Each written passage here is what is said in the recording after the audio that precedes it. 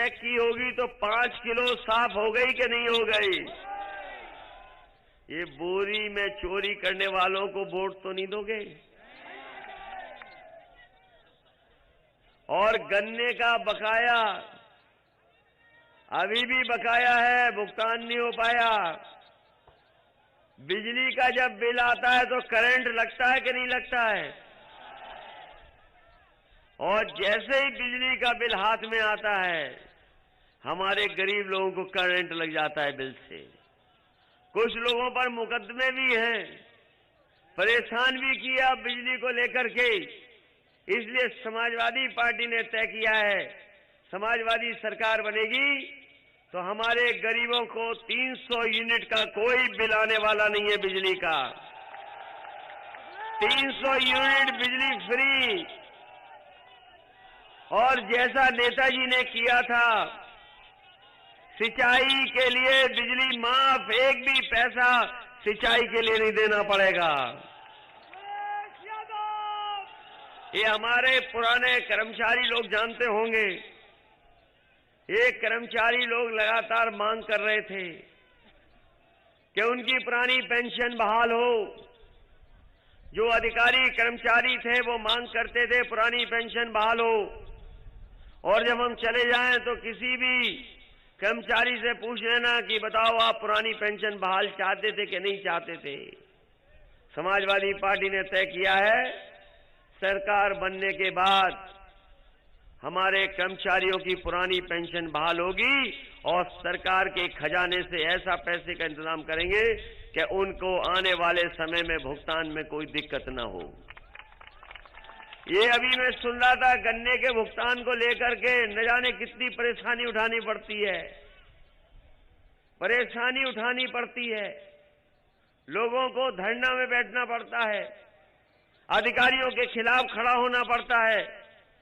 लेकिन समाजवादी पार्टी ने तय किया है कि हमारे किसानों को गन्ने के भुगतान के लिए धरने पर नहीं बैठना पड़ेगा। हम लोग 15 दिन के अंदर किसानों के गन्ने का पैसा भुगतान कराने का काम करेंगे। और उसके लिए बजट से अलग से पैसा रखेंगे। किसान अपना गन्ना देगा और 15 दिन के अंदर उसका भुगतान हो जाएगा। इसका बुरा मत मानिए, ये भी बीजेपी के खिलाफ है। आप चलो बगल में पूछ लेना, बीजेपी के खिलाफ वोट दोगे कि नहीं दोगे? ये भी दे देगी बीजेपी के खिलाफ। ये देखो बीजेपी गई।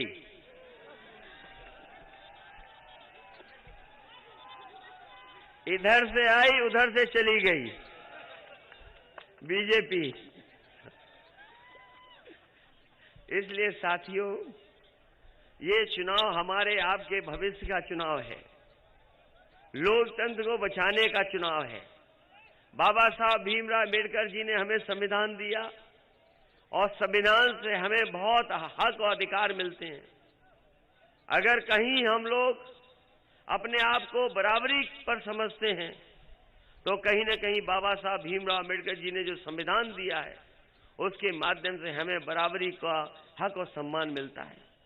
लेकिन जब से भारतीय जनता पार्टी की सरकार आई है, एक एक कर करके बाबा साहब भीमराव अम्बेडकर जी के अधिकार दिए हुओं को खत्म करने में लगी है। जो लोग पढ़ते लिखते होंगे जानते होंगे कि नई लोकसभा बन रही है दिल्ली में, नई लोकसभा बना रहे हैं भारतीय जनता पार्टी के लोग।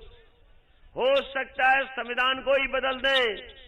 इसलिए साथियों, हम कहना चाहते हैं, जहां ये आपका हमारे भविष्य का चुनाव है, किसानों का चुनाव है, वहीं ये संविधान को बचाने का भी चुनाव है। बताओ, संविधान को बचाने का काम करोगे कि नहीं करोगे इस चुनाव में?